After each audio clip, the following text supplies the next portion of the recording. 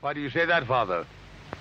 You aren't afraid, are you? No, but I respect some of the superstitions of others. Often they are founded in fact.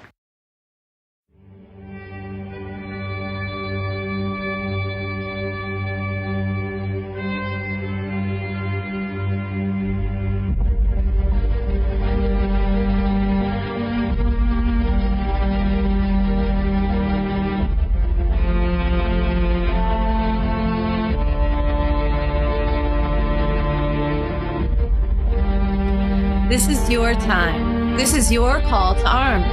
For the Cryptid Connection is your voice. I'm your host, J-Day. And I'm your host, Steven. Welcome to Cryptid Connection.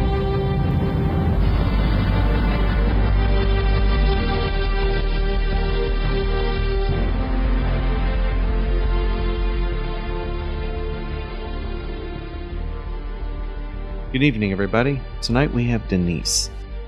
Denise has got kind of a history for the last several years.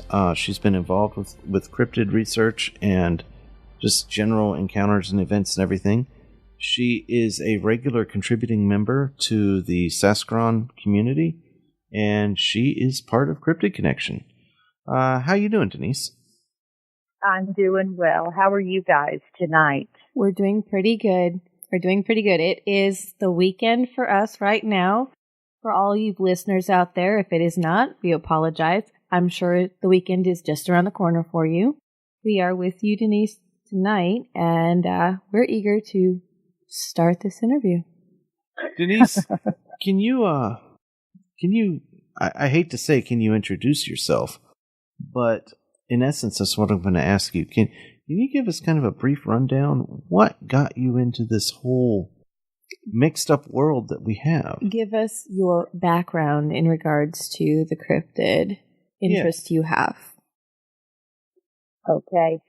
Well, my story is probably not too different from a lot of people who are just going about living their normal life and either have a sighting or an event happen that kind of changes everything that they know about what's the real world and what they thought the real world was. But mine actually started because we moved to the property that I still live on in 1977 in Southeast Texas. So we had been here a very long time. I had moved away and then taken it back over back in 2000 when my son was born. And as he got older and started to get to be a rough and tumbling little guy, we went and decided the way our property was set up, we kind of had a unique situation. The front of our home was on the edge of city limits. So we had an area in front of us that was schools and different city road areas. But then our backyard went to a set of woods that ran just miles and miles down into a high line in a very rural area that just kept going. I can't even tell you. It's got to be at least 10 to 20 unbroken miles at the time. And we decided to start cutting some trails through to the high line and hiking each day back in there. And up until this point, no one had been traveling back in there. Maybe occasionally a worker with the high line would come in, but it was really quiet. I mean, as far back, I think there used to be a racetrack here, someone told me, back in the early 1900s, but besides that, it was just beautiful, untouched trees, mature trees, and a great area to hike through and to explore. And a little after that, we started noticing some odd things, but the first thing that got our attention is we started seeing an animal up in the back that looked like, well, we couldn't figure out if it was a dog or a deer.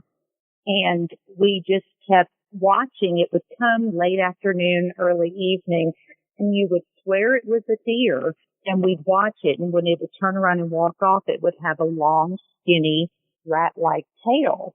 And then one particular afternoon, we were out at our pool, which is pretty close to the cyclone fence by the woods, and this thing just walks up within maybe, I guess, about 50 to 75 feet from us on a September afternoon, and we got a really good look at it, and my mother and I kind of looked at each other and said, isn't that what they call a chupacabra?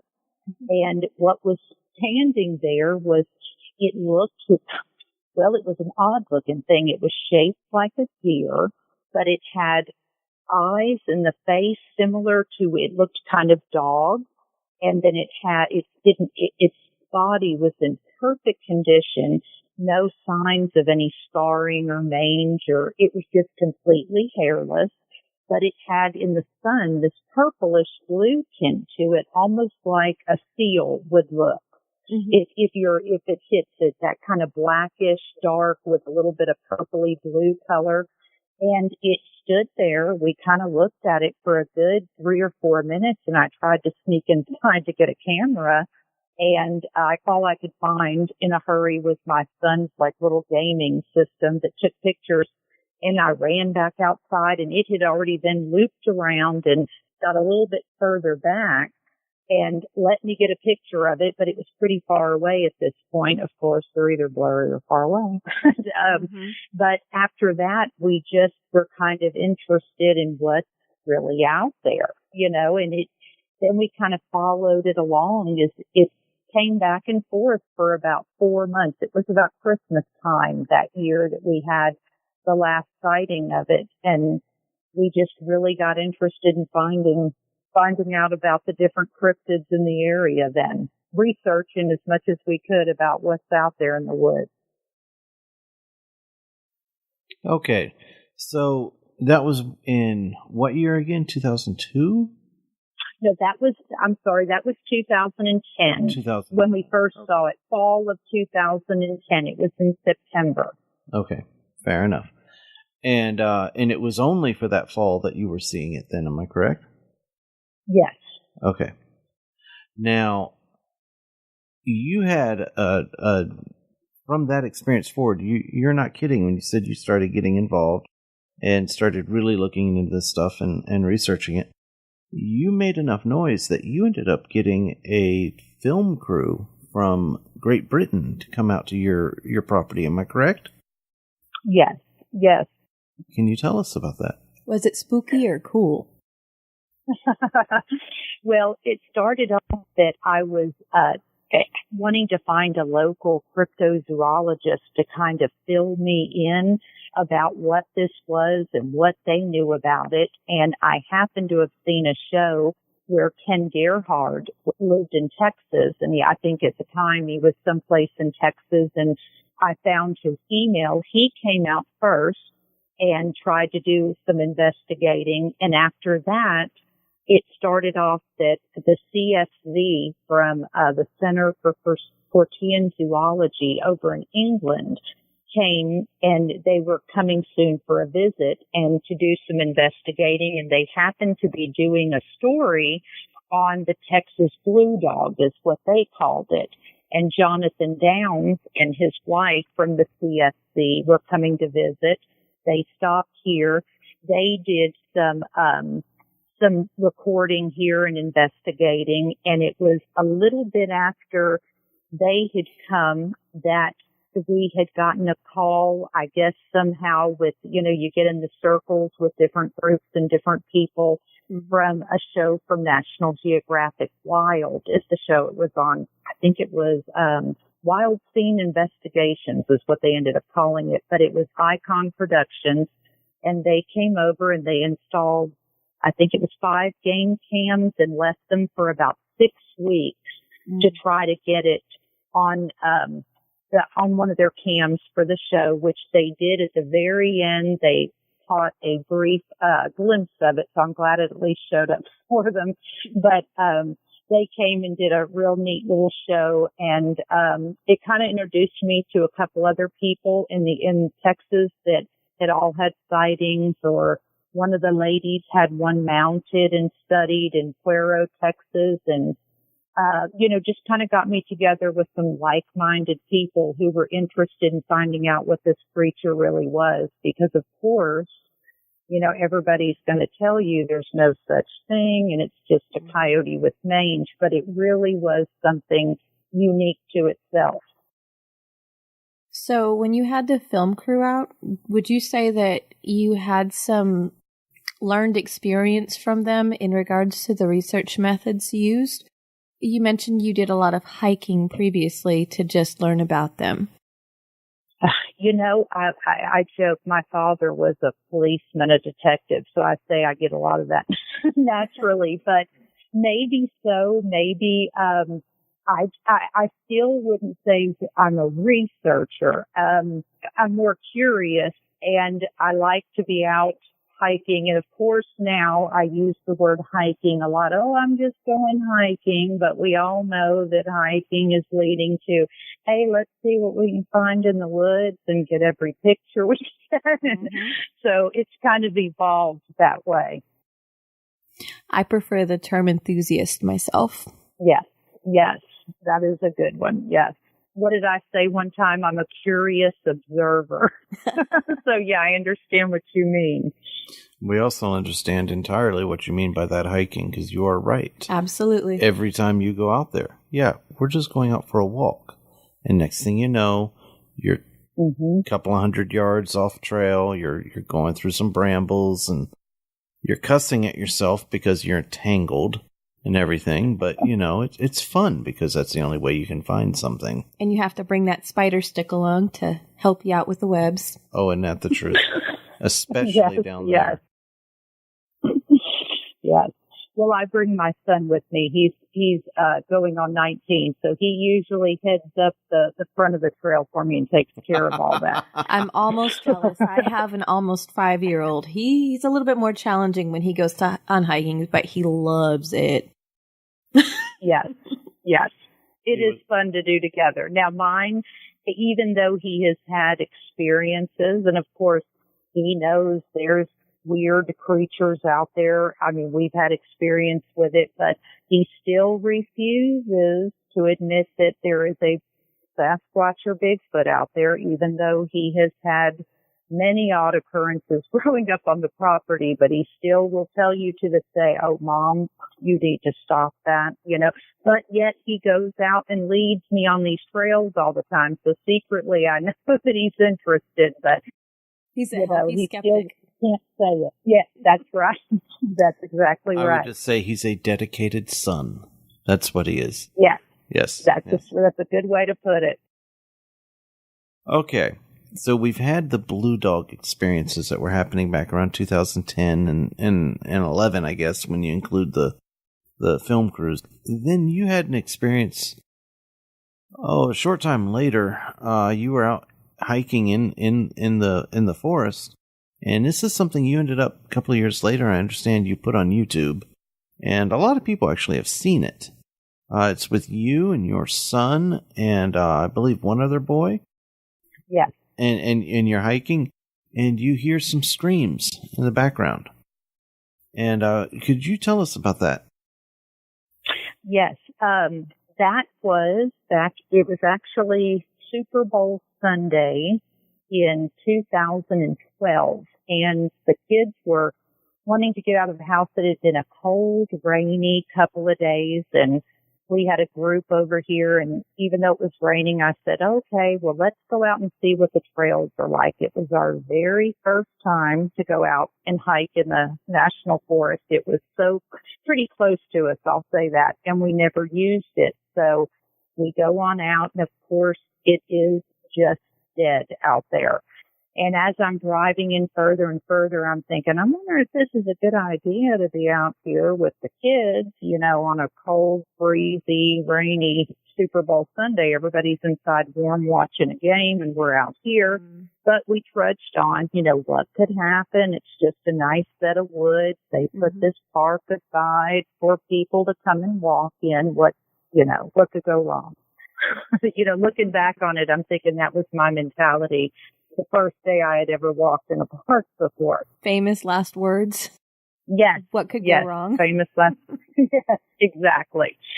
Well, we get out and everything's wonderful. In fact, we lollygagged and laughed all the way out. I did make mention to the kids to pay attention. It was still drizzly that at the time we went out, and I said, hey, keep an eye out. It looks pretty quiet out here, but the trail's muddy. If you see any hiking boots or anything, let me know. I'd like to know if anybody's out here with us. So we had actually been paying attention to see if we were alone or not.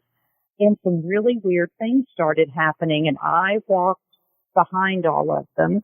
So I noticed at one point, I thought that it was pouring down rain in one place behind me. And I thought, that is odd. And when I turned around, a big tree was just stopping from, it must have been shaking pretty hard. And when I was still looking ahead, and when I turned around, you could see it coming to a stop, and then it hit me that water that I was hearing wasn't rain coming down in one spot. That's what the tree had on it, the drips from what it had held on its leaves, and it was being, shaken off. Well, at the time, I still say I didn't know anything about Bigfoot, didn't know anything. I had numerous weird experiences here, but never had looked into it. So to me, I'm just thinking, wow, was that some heavy squirrels? I didn't know what was going on, but I knew it was weird. Well, we kept going further in. We're probably a mile and a half in at this point, and I didn't know this was a sign, but my son turns around and says, do you hear those people laughing? Well, stopped, and we listened, and we didn't hear anything, and we kind of goofed on, took pictures of them on trees that were falling down, and I have one now, I look back and laugh, because there was almost what looked like this perfect tree structure, these trees piled on top of one another, pretty large size, and there they are. I'm like, go ahead and get up there, I'm going to take a picture, guys. Oh, it's crazy. But we kept going out. We got about 2 miles in after those couple of little strange things, and I told them, hey, we still have to walk another, 2 or 3 miles back out of here. Why don't we rest for a second? Everybody go behind a bush if it's time, and then let's turn around and start making it back. Well, when we were up there and they were taking a rest for a minute, I think the show Finding Bigfoot had just been on maybe a year, if that. It was still fairly new back in 2012. And it was the big joke to goof around, and and we even all said, oh, let's do our best Matt Moneymaker. And, we were laughing, and then somebody else was trying to do the Bobo. We were just playing, having fun with it. Well, we all started doing these calls, and all of a sudden, this roaring howl comes out, and I didn't catch that one because I didn't expect it to come. And it was so loud, and I was so stunned. I thought it was, I call him my nephew. It's my best friend's son, but he's like my nephew. He was, 15, 16 at the time. I thought it was him. That's how loud it was. I thought he had really let out another yell pretty close to me. So when I turned around, kind of had that weird vibe, something was off. And when I turned around and saw his eyeballs as big as saucers, and he's mouthing, tell them not to run. And I knew we were in trouble. But at the same time, my instinct was to go, I got to pull out my phone. I got to pull out my camera and get this. So the kids had already kind of started to move very quickly back down the trail. I kind of hit the recorder as we're moving out, and we were able to catch, I think, 1 or 2 that were further away, and they were coming from a different direction. So looking back on it, I'm sure there was more than one there with us, but we were able to catch 2 of the owls further away on that recording. Now I want to say, we're not going to reveal where you were. Okay. Suffice to say that you were in Southeast Texas. You were in a well-known location, and you had no idea that you were in a well-known location. It's a location that I was pleasantly surprised to find out was literally where Jennifer and I have spent a lot of time at ourselves in our research. You were in the middle of one of our research areas. Really? Yes, you were. Probably about, as far as I can tell from where you've actually described on the map where you thought you were, we're probably about a mile south of you, mile and a half. Just literally on the other side of a road. And you mentioned a tree shake and things. Mm-hmm. Jennifer, why don't you tell the story of our tree shake? Well, we've told it before on the podcast, but to give a brief synopsis of it, we were out hiking off trail a little bit in the same area that you had described. And Stephen was wearing I call him gearhead half the time when we go out, because he was wearing his contraption of cameras, and I was actually wearing a contraption of cameras. It's a like a chest, what do you call it? A chest? It would be a chest rig. But what they have is we had cameras mounted on our shoulders. On our shoulders from the chest rig. One forward and one backwards. And so we could see ahead of us and behind us when we went through it and see if maybe we missed something. Well, he was turned to the side. So he was actually kind of looking at me and then looking off in another direction with his cameras and his face. But I was looking ahead where we were heading, and I'm seeing this tree wiggle at the very top, and I'm thinking, wow, that's a pine tree. But boy, it looks healthy. I wonder what don't know. Do Texas porcupines, can they make that tree wiggle like that? I don't think so. And I'm getting more curious, and I'm looking at it, and all of a sudden you're looking at, if you look at Stephen's video, you see me kind of staring off in the distance, rather mesmerized. What you get is you're seeing her stare off, and we're walking forward. She's looking over to the side, and she's starting to pay more attention, and I am oblivious. I'm in front of her, and I'm just walking. I haven't noticed this. And all of a sudden, you hear this big crack. And then the tree goes down. My head snaps over. We look at it. It's maybe 100 yards away, maybe a little bit more. It was a windless day. There was nothing there. And the tree was healthy. Yeah, it was a full green tree. And this was in November. Actually, this was because it was my birthday, ironically enough. The tree was full and healthy. It was. When I heard the snap, I instantly turned and looked to my left, and I saw the tree falling and slamming into the ground. Now, there was a slight rise between us and the base of the tree. We could not see the base of the tree from where we were. But that was the most... You know how sometimes you see something and you compare it to things you've seen in person before? I've seen trees fall. I've seen trees cut down, and they snap, they give away, and then they fall. And it's kind of a slow motion process. This was not a slow motion process. That was a very fast falling tree.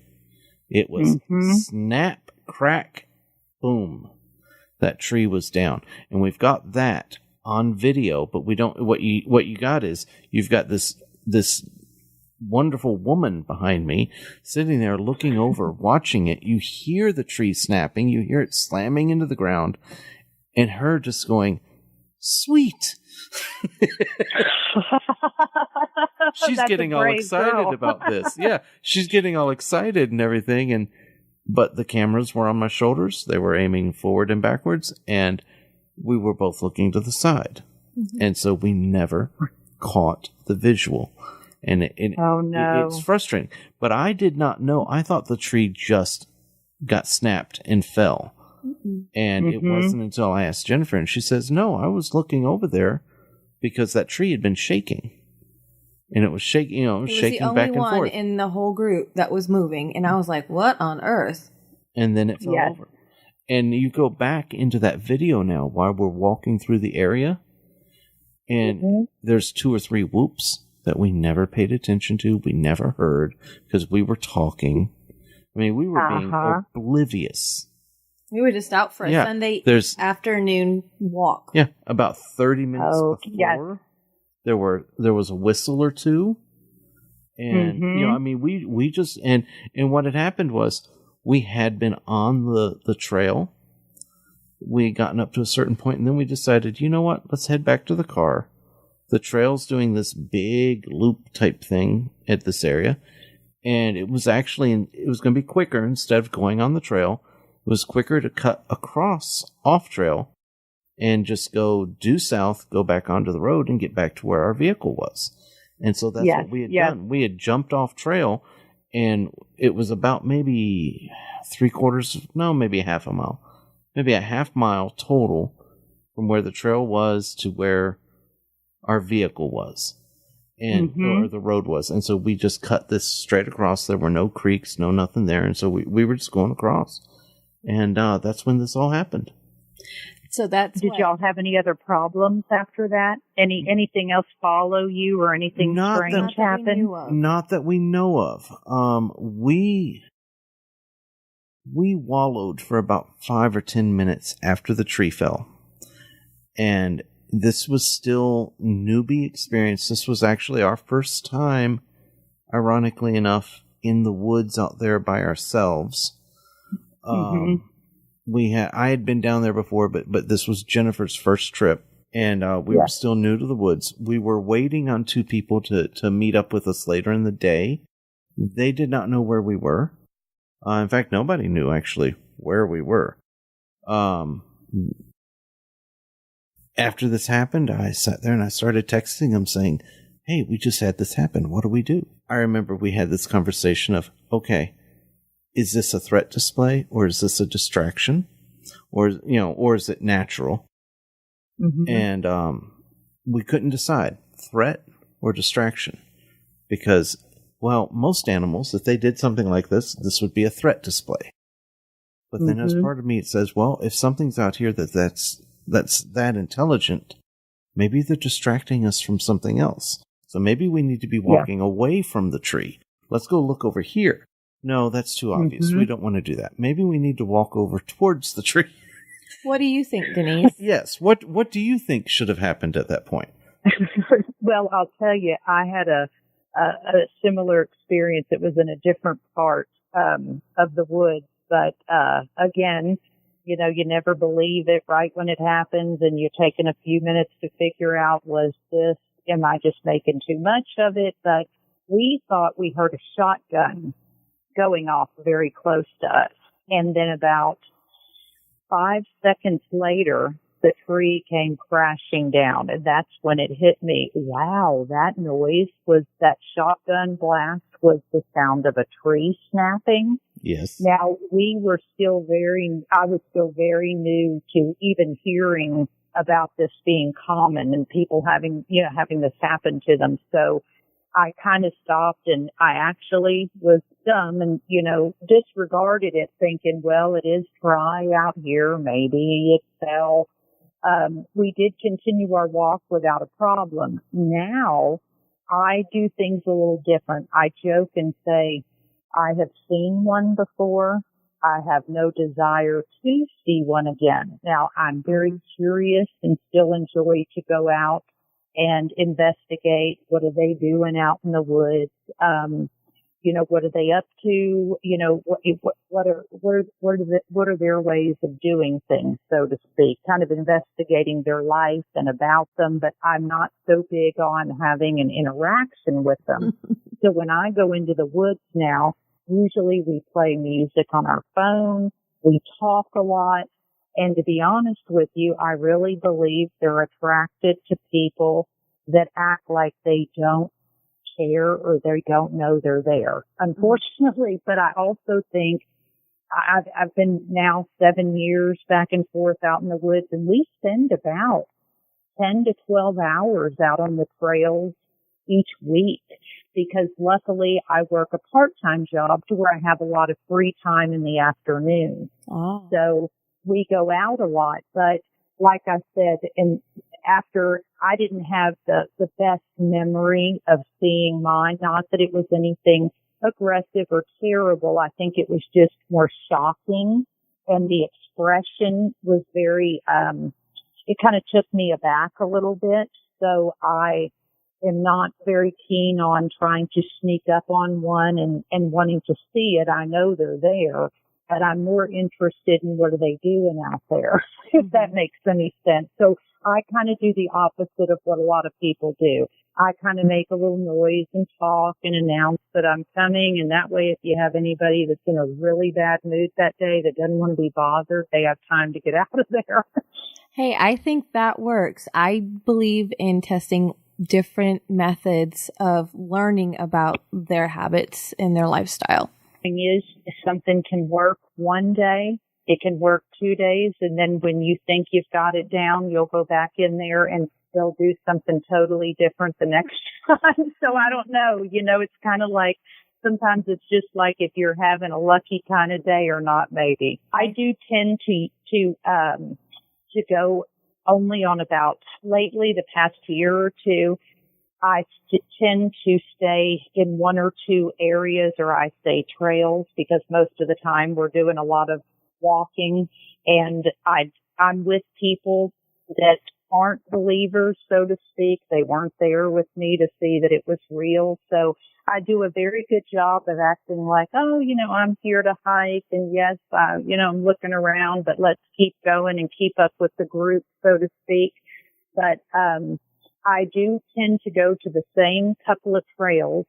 I have never had any problems there before. I haven't had the things like the trees popping at me and coming down, and different vocalizations or sounds further off that didn't sound so friendly. So these areas I tend to stick to.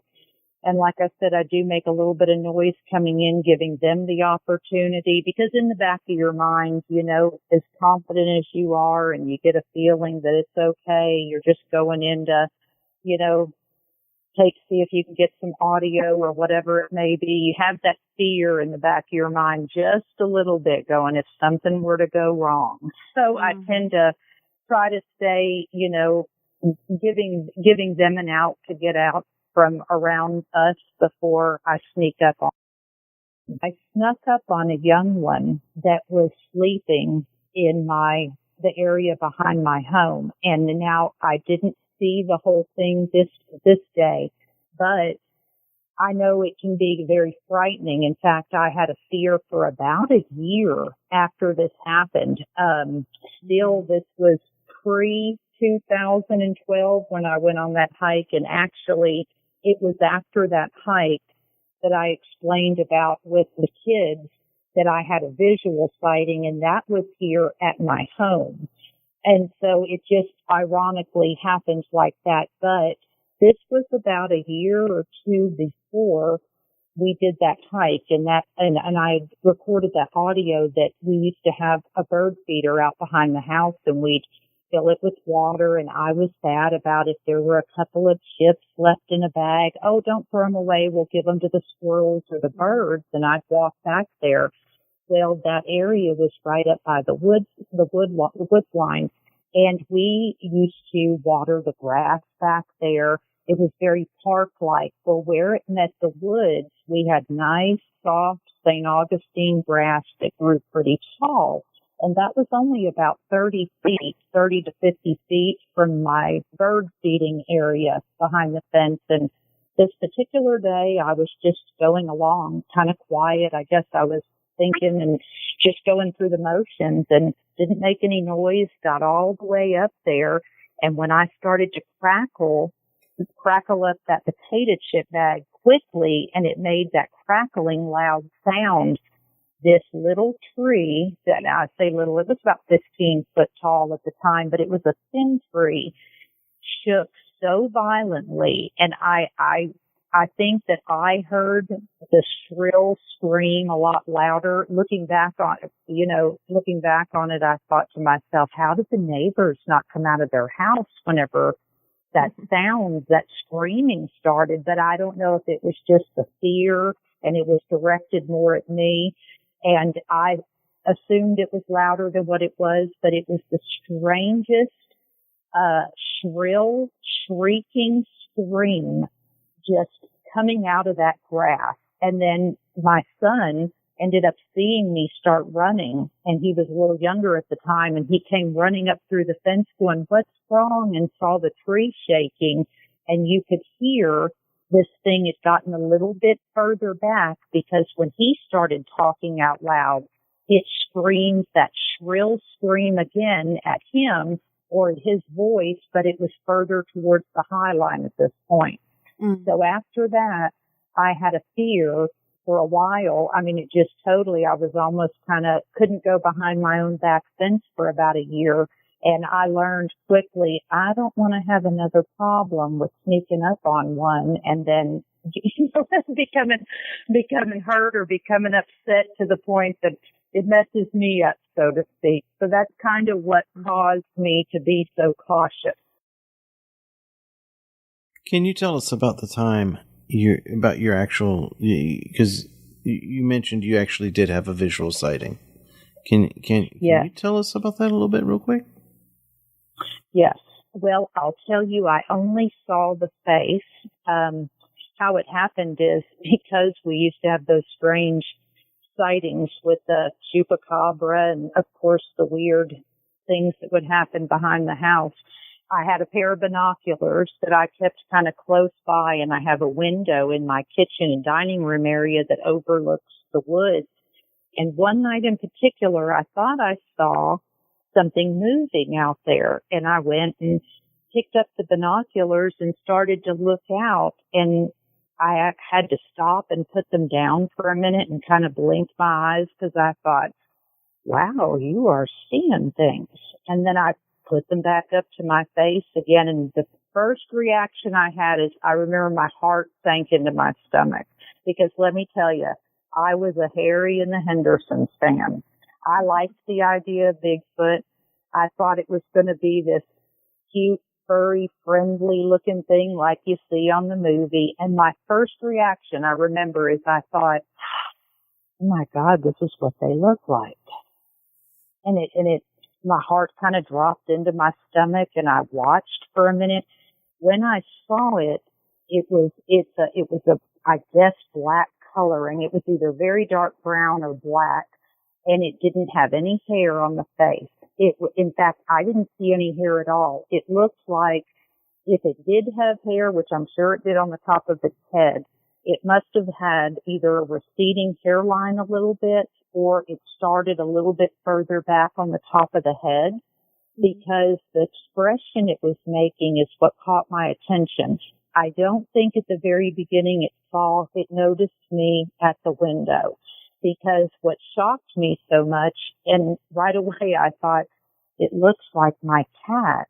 When my cat smells a really strange smell and bares, it shows its teeth a little bit and parts its teeth. I learned since then that it's called the Fleming response, I believe is the name of the face they make. But it was actually, I saw like a side profile, the left side, almost 3/4. You might as well say it was turning to the side of the tree, peering out.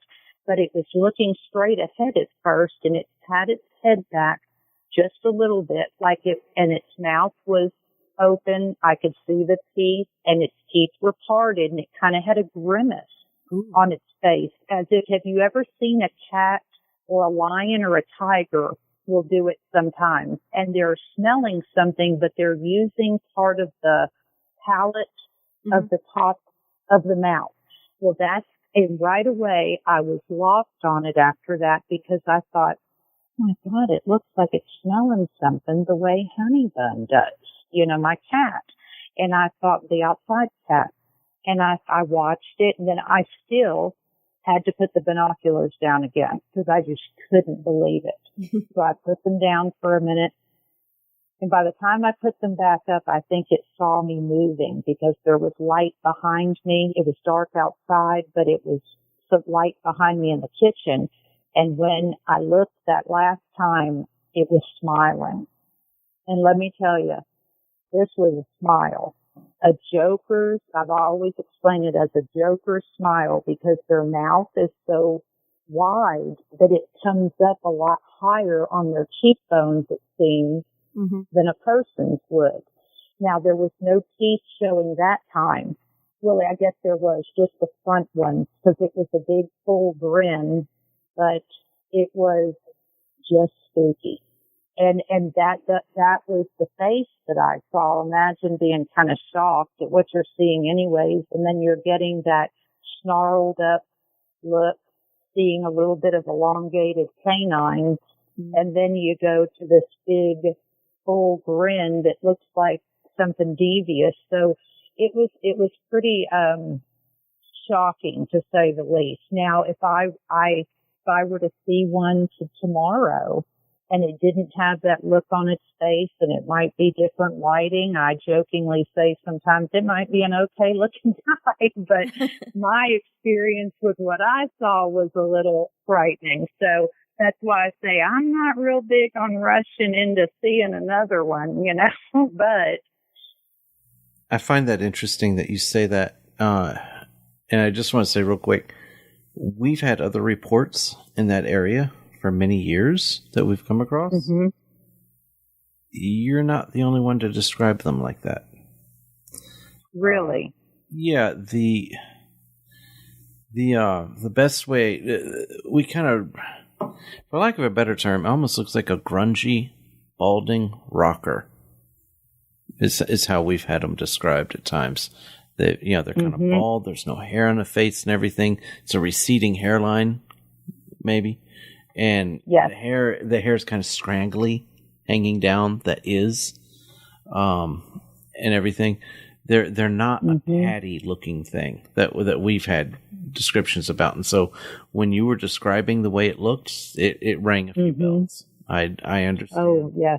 Very much so, and that's interesting because again, it goes back to these are the reports that are coming out of there's that area and that region, and so not that you need a little bit of corroboration, but there you go. I know. Well, that does make me feel better at least, because still, no matter how much you see, sometimes, no matter how much you experience. In the back of your mind, it's weird how you'll go, that is so hard to believe. Still to this day, I'll think to myself, that's really hard to believe. And yet, I know that the ones around here, probably a lot of them have, even the young ones, possibly have that receding hairline because I had an experience here before this visual where I saw the face. Another incident to where I was up on my back pool deck hearing something moving around in the dark behind the fence, and I had a flashlight with me, and it was one of those old clunker that took the big old square batteries in it, the plastic flashlights that weren't very reliable, and I get all the way up to the pool deck to look over the cyclone fence, and it goes out.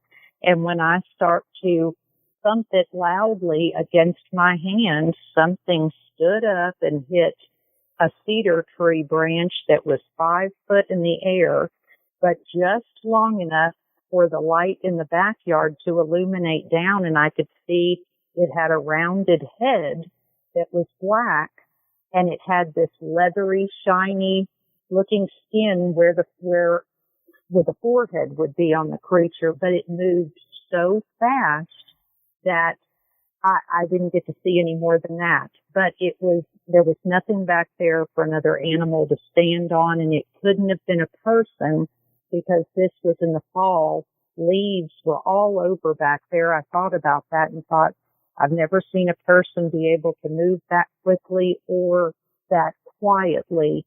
And it's weird. I walked away from that and tried to tell myself that it must be that canine thing back there leaning on the fence, even though in the back of my mind, I kept saying I didn't see any ears. That's not what you saw. But it's strange how you will try to convince yourself of things or make sense of things, so to speak. Put blame on anything else besides what you actually saw. Yes. It Yeah. sounds like you have a wealth of encounter stories. We'll have to have you on again for some more. Meanwhile, though, I know we have some pictures that you sent us. I'd like to discuss them. But before we do, I was hoping you wouldn't mind playing a little game with me. That would be okay. Okay. The game is called Yay, Nay, or Say What. What's going to happen? Yes, I have a list of cryptid creatures that I'm going to read off. If you have heard of them or believe in them, I want you to say yay. If you do not believe in them, say nay. And if you've never heard of them, I want you to say what? How does that Okay. sound? Now, there's a big difference between hearing about them and believing in them. So do I need to go with I either believe in them, don't believe in them, or say what? Is that correct? Well, you can do believe in them. Okay. So say yay for believe in them.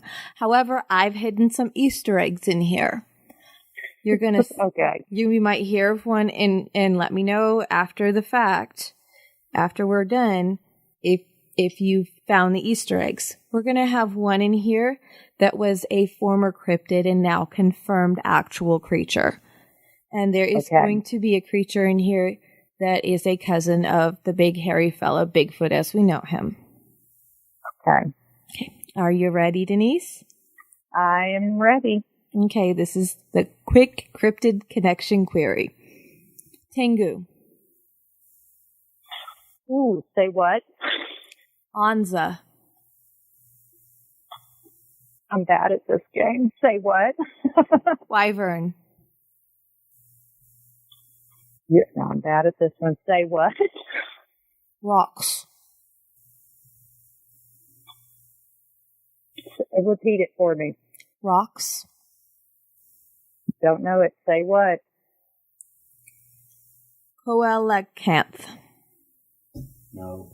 Repeat for me one more time. I have to interrupt in that because that was a mispronunciation. Coelacanth is what Coelacanth. Yes. Okay, that's going to be your Easter egg. Good job. And yay. Yakumama. Don't know it. Say what? Hodag. Say what? Abaguchi. Say what? You're picking the hard ones, aren't you? I thought we were going to get some like Beast of Bray Rose. Go ahead. I'm sorry. Go ahead. Banyoles. Nope. Say what? Bungisiniscus. Not even kidding. Ooh. I'm like, that's a say what too. Dingbell. Dingo? Dingbell. Oh, no. Say what? Bacon. Mm-mm. Say what? Oh, you got to give me some easy ones on the list. They're coming up, aren't they? Men in Black. Yay. Hinagon. Well, yay. Jenny Greentooth. That's a say what? Garta. That's a say what? Molly. That's a say what? And Poscock. I don't know any of these. Say what? You were correct. So The coelacanth, pardon the pronunciation, I'm trying to read my own handwriting here. Coelacanth is the Easter egg for the former cryptid, and the Hinagon is an Asian form of Bigfoot. Okay. Well, I was going to say, you must have found all well, I guess you guys may know them, but I've really only heard of a few that are the popular ones. Just for the record. But that was neat. Just for the record, my answers mirrored yours. I don't know where she gets these things. She was pulling out the hard ones for me. That's okay, though. Well, That'll give me something to look up. Every show she tries to do this, and she does it with different names. I think I've only heard 2 or 3 that in that list now that were from earlier episodes. I don't know where she's pulling them from. I had no idea there were this many cryptids in the world. I know. I was terrifying. thinking, man, she's pulling out some from all over. But no, that was good. Someday we're going to have Lauren Coleman on here, and she's going to stump him. That's right. Good job, Jennifer. Thank you for playing, Denise. Yes. Okay. Now that we've had that happen, and you and I both failed miserably at that game. Well, I don't feel so bad now. Tell me, we were going to go into the pictures. Yes, you have the pictures. Let me pull them up. I want to pull up your pictures too. You sent these to us the other day. Mm-hmm. And I forwarded the pictures to Jennifer, but I did not forward the circumstances of them. Oh, yes, yes. Okay, so, would you... I'm looking at one that looks like we're walking down a trail and we come across a tree shapes in the road. We've got some that go completely across this trail and then some that are looking towards you. But they're all lying down. Okay, so it's the ones that are laying on the ground. Yes. Okay. Well, it was about, I'm going to say 6 weeks ago. We travel this trail all the time, and there's always some weird changes that happen. Some of them seemingly happen overnight.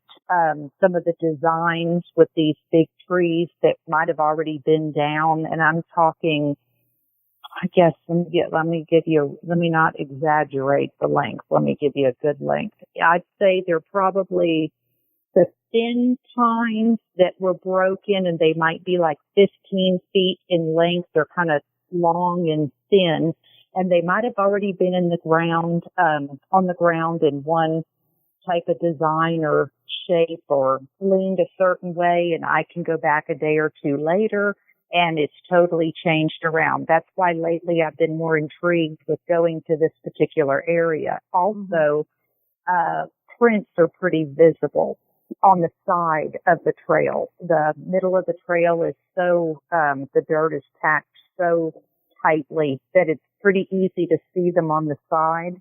I always laugh. I have to get off track for just a second when people talk about them covering their prints so much, because the trails that I go to, I think to myself, either I've got the dumbest group of Bigfoot out here or they just don't care, because you find them everywhere.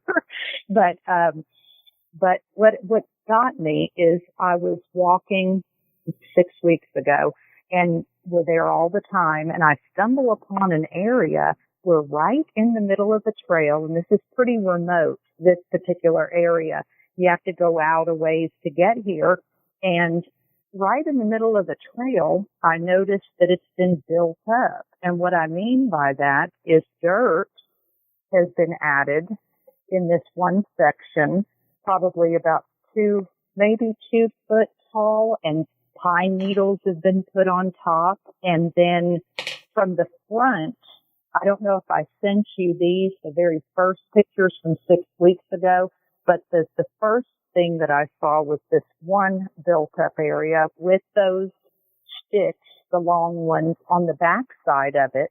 Like if you were to walk around this and continue on the trail and turn around, you would see the big stick design laid out there. But from the front side, you see what looks like a big ditch area going off into the woods. Well, right away I thought, I have never passed one person on this particular trail before. This is a different one from where the audio was taken. And it's not so popular. It's kind of far out. And, one time I did pass someone, and it was a man coming in early for duck season. And that was about a year and a half ago. But besides that, never have seen anyone out here. Spider webs galore. So right away I thought, what would have caused this? There's no tire marks. And I mean, it would have taken some strength to dig into this trail. And it's the ditch type area that was in front of where it was built up was probably 3 to 4 foot wide, and it curved off into the woods. And it almost reminded me of someone, something, we'll just say that, as if they were continuing the trail, turning it right, so to speak, so that you wouldn't continue on. Well, I didn't know what to think of it. I took some pictures, and the trees that were laying on a couple of them were actual trees that were broken on the other side of the dirt build-up area, pretty big for people to be dragging around. Well, we took some pictures. We looked at it for a little bit, hiked on, and then turned around and left. And when we went back yesterday, more of them had been made. And it was like we passed the first one, not too much has changed. Maybe a couple of the logs or the trees were moved around a pinch or some were added. Then we get down about 200 feet on the trail, and another one's been built up. A little bit different. It didn't have the same, and it almost looks like water runoff. But the whole thing is water runoff wouldn't exactly build up that area and at the same time lay trees in the design that they, you know what I mean? Like lay everything that happened. So I was really puzzled by what that could be. And then as we walked down further, another one was starting. So and that's why I had to send them, because I thought in this area where I found a lot of prints and a lot of strange activity, it was really weird. I couldn't figure out what was going on there, because we've been using the trail for so many years. We would have seen if it had to do with water, you know, running off and that kind of water. I don't think we've had water causing floods like that to make that kind of a trench, but I think I would have noticed a pattern in that before. It was just some of the oddest things. That's why I just send it to you guys to let you see and go, what do you think of this? It's unusual. We have found similar things like that before. I find it interesting that it's, especially this larger structure you've got, that it's pretty much right on the trails. Mm-hmm. Found them off trails more often. But this is on trail, and right there. This is interesting. I mean, you know, you can't say anything more than that, really. But now I'll tell you the thing I find interesting is the I guess it's the fourth picture you sent, where you were talking about the water. It's kind of cutting across trail, and it looks like something has started going to the right and creating a new trail. Because when I first saw that. It's hard because there's nothing in there to really give me a good scale. And when I first saw that trail area to go to the right, the way you were talking, at first I was thinking, well, you know, do we have someone dragging something out there, or doing something like that? And then I thought, well, wait a minute, are we looking at maybe a tire track, like a motorcycle or something like that, and they've just created a rut, and we've got a very worn rut. But now after I've heard your description, and I'm looking at other things here, and I'm seeing some footprints down in the mud and things like that. It looks like maybe a heel print or two. But I'm assuming that's what that is. It looks like there may be shoe print or two. I'm assuming there may be yours. But that's giving me a rough idea of size. And if those are indeed a human type shoe print and everything else, that's too big to be a tire rut. And so, that's a larger design and larger feature than you would think. And it is interesting. It's like, something, it's just repeated traffic. It's just gone back and forth over on that area. And it's worn it down. It's pressed it down, and that is interesting. There's a site in Oklahoma where we've had tracks come out and everything else, and where they're crossing a creek area, and there have been the animal again. It's like the animals are walking along the water and then crossing it, instead of taking what the humans would do as the easier path. And I'm wondering if I'm seeing a similar type mentality here in the picture that you're showing, that you supplied us. It'd be nice to get at least an audio recorder in the area or some sort of a hidden cam to see if we could catch anything. Denise, can we have your permission to post some of these pictures up alongside the podcast when it's released? Oh, yes, honey. Yes, that'll be fine. Okay. Maybe somebody else will have an idea, too. I will say this. In one of the pictures, you can see a dark area. It almost looks like where that trench-type area is going down into on the left. There's kind of a darker area at the bottom. I say it reminds me, I used to think always that it was hogs down in there, like it was a wallow where hogs would get down and really root around in the dirt.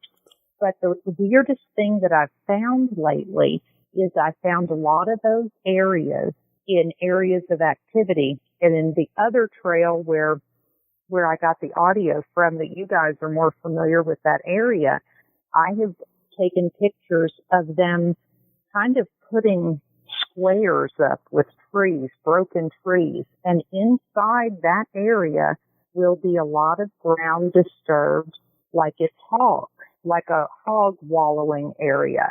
But yet there's never any hog tracks and there's never any real sign except that area. And for the life of me, I've been trying to go, do they root around in that like hogs do? Are they digging for something?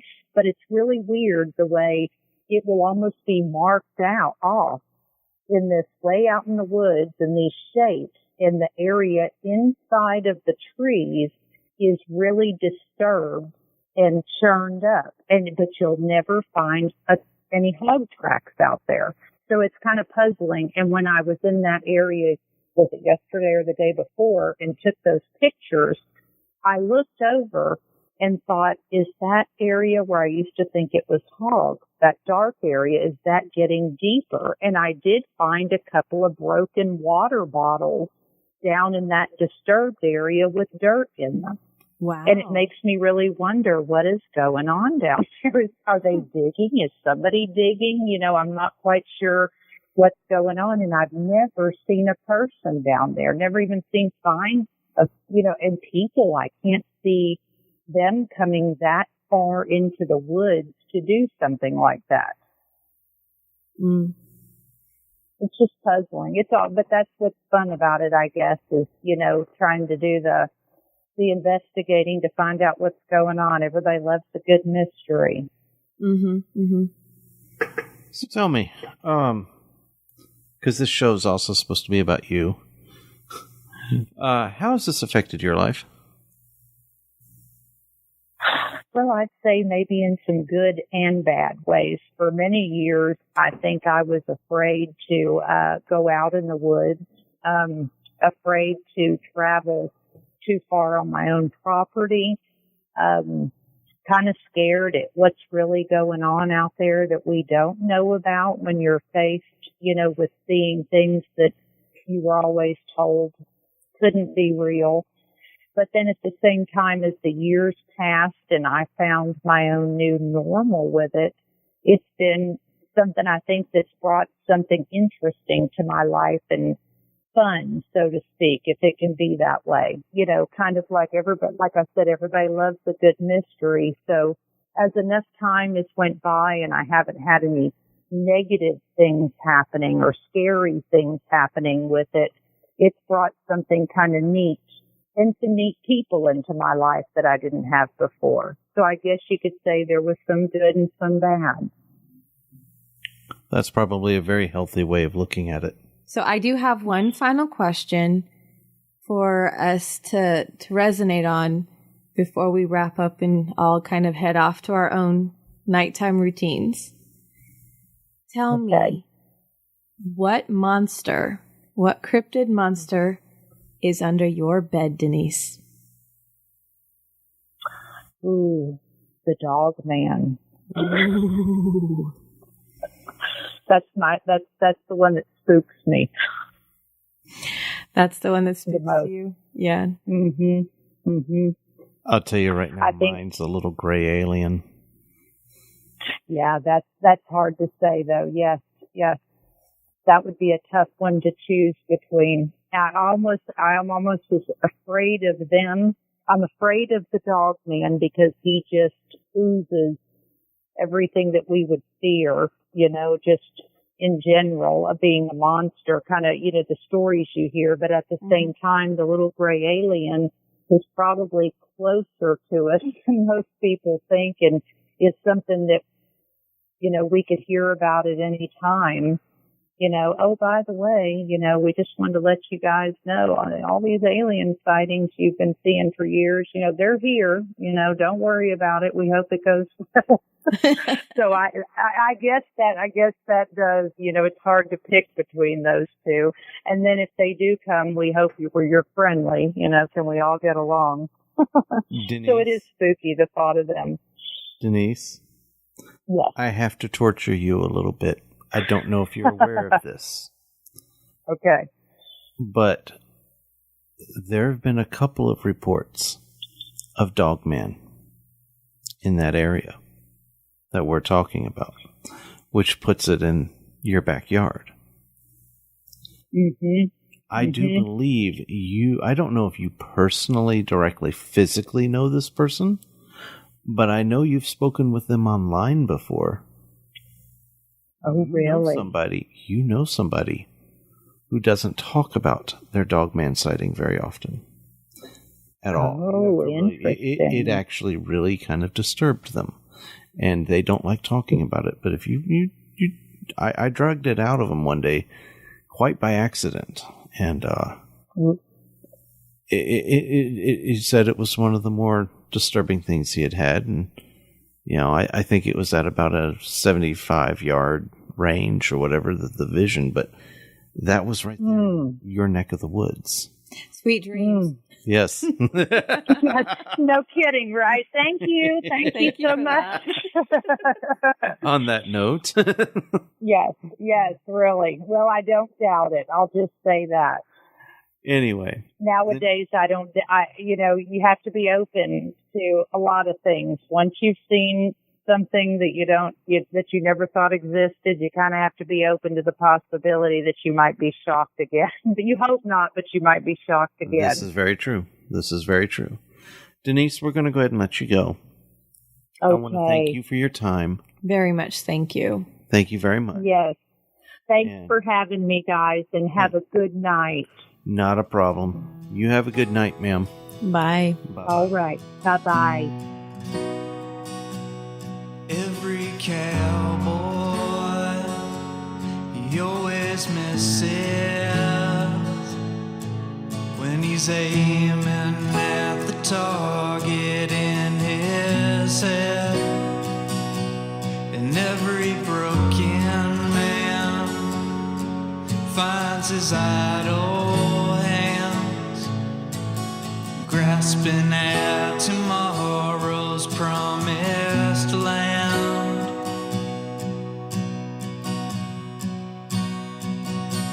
And I've been thinking about running, and I'll get out on the town just for myself. And that's when I saw her, and she looked right through me. And when I said I do that day, I really do. 'Cause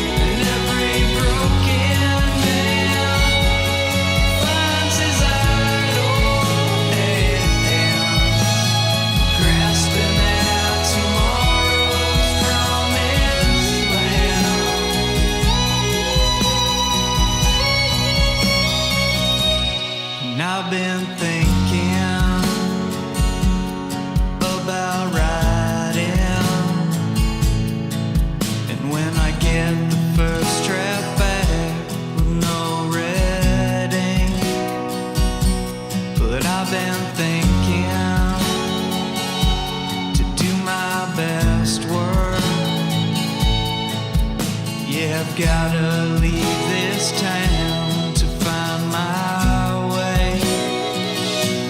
And when that plane touched down on that island town, I knew that my life's work was in their hands. So I started digging wells of water, and I'm a hero in their eyes. It's clear to see. 'Cause every cowboy, he always misses his shot when he's aiming at the target in his head. And every broken man finds his idol hand, grasping at tomorrow's promised land.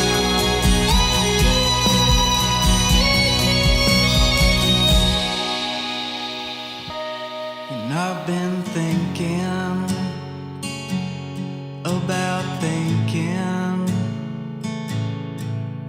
about the time that I have wasted sitting here.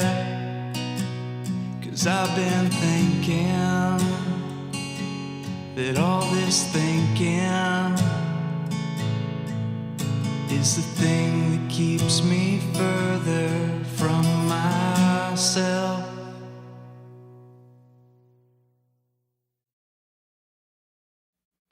The music and soundtrack for the opening is from Epic Film Score by Alex Kaskin. The closing credits are Every Cowboy by Cellophane Sam.